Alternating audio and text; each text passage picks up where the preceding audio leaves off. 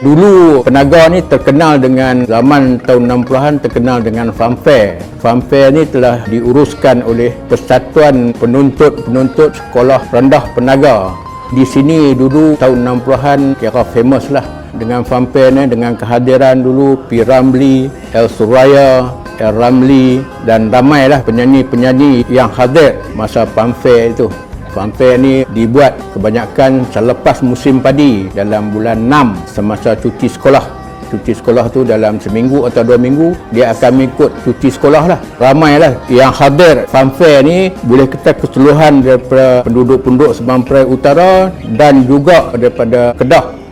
Dulu daripada Kota Kuala Muda akan ke Penaga ni dapat naik perahu penambang. Tambang ke 2 kupang, kali jalan 2 kupang, balik 2 kupang. Penaga ni kira tempat tumpuan kawasan Sabang Perai Utara lah.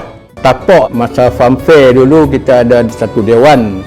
Di sini dewan ni dibuat untuk misalnya kehadiran P. Ramlee, El Suraya, mereka akan masuk ke dalam dewan lah. Tetapi malangnya dewan telah terbakar lebih kurang dalam 3 tahun lepas. Jadi sekarang ni hanya tinggal tapak saja.